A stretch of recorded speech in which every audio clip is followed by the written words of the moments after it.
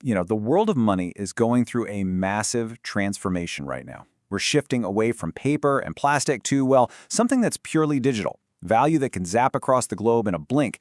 And right at the heart of all this change is this really fascinating piece of tech, the stablecoin.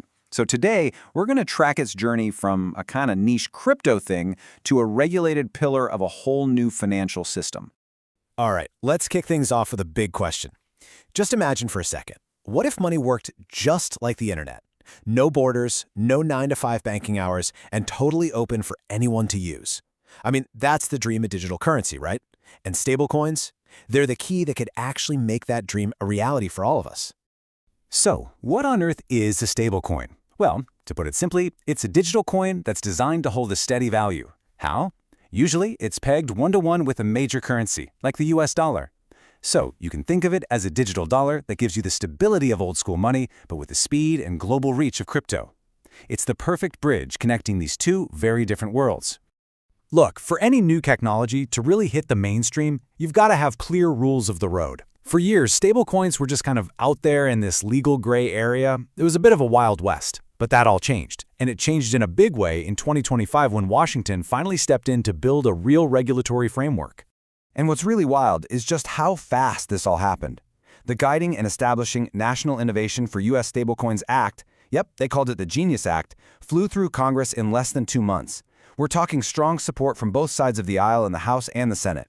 It was signed into law on July 18th, which was, no exaggeration, a huge milestone for the entire crypto industry. So, what did this law actually do? Well, before the Genius Act, there was no federal rule saying a stablecoin had to be backed one-to-one, and oversight was a mess. But after, the rules became crystal clear. We're talking mandatory one-to-one backing, shared supervision between the feds and the states, and, this is the most important part, stablecoins got their very own regulatory category.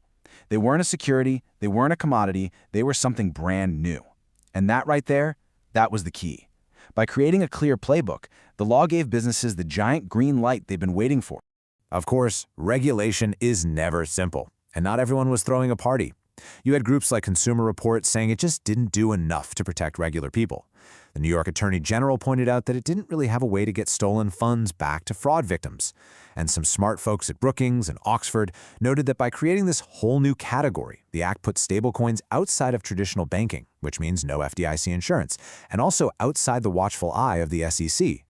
Okay, so with that legal framework finally in place, the floodgates just burst open. The clarity from the Genius Act took stablecoins from being a speculative toy to a legit business tool. So the question is, how exactly did businesses start putting these new digital dollars to work in their day-to-day operations? Well, there was one major roadblock. The most secure home for stablecoins, the Ethereum network, was also super expensive and slow. I mean, nobody wants to pay a $5 or $10 fee on a small transaction. It just doesn't make sense. And that was a huge barrier keeping businesses from jumping in. But then the solution arrived, and it's something called Layer 2 networks. The best way to think of these is like express lanes built right on top of the main Ethereum highway. They can bundle up thousands of transactions and process them for pennies, and way, way faster, all while still being super secure. It's just this brilliant piece of tech that completely unlocked things for business. And thanks to these Layer 2s and some new payment platforms, accepting stablecoins became incredibly easy. For any business out there, it's now basically a 3-step dance. Sign up for a service, pick which networks you want to use, and then plug it into your website. Bam! All of a sudden, taking digital dollars was as easy as swiping a credit card.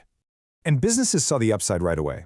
There was this case study from a company called Greengrow Solutions, and they found that their customers absolutely loved having a choice.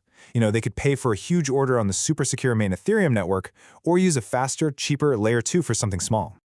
But here's the number that really tells the story. By using these different networks in a smart way, Greengrow Solutions slashed their transaction fees by a whopping 60%. That is real money that goes straight to the bottom line, and it's proof that this tech has serious real-world value. All right, so the US had its rules, the tech was ready for prime time, but stablecoins are global. And that brings us to the next big messy chapter in our story, taxes. It's great if one country has it all figured out, but what about the other 194? It's a classic case of one country's rules, another's confusion.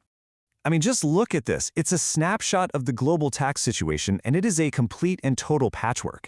Over in Angola, there's no guidance at all. In Armenia, it's an 18% corporate income tax. Then you go to Australia and they treat it as property, so you're paying capital gains tax. This crazy inconsistency is still a massive headache for any business trying to operate globally. So, for our final act, let's look to the future. With the legal and tech foundations mostly sorted out, what's being built on top of all this? And this is where things start to get really wild, moving way beyond just simple payments and into a whole new type of economy. One of the biggest changes is this new choice businesses have. Who actually holds your money? You can go the custodial route, which is kind of like a bank. It's convenient, but you run the risk of them freezing your account. Or you can choose a non-custodial model, where you run the software yourself on your own server. It gives you total control, total sovereignty over your funds. And this new infrastructure, it isn't just being built for people. Which leads us to this mind-bending concept, agent commerce. This is a brand new economy where it's AI agents, not humans, doing the buying and selling. They can use these special protocols to just autonomously pay for data or services with no human needing to click buy. Let that just sink in for a second. The payment systems being built today on top of stablecoins are being designed for a future where machines do business with other machines. We are literally building a financial system for an economy of robots. And it's not science fiction. It's happening right now. So we have to end on this one question.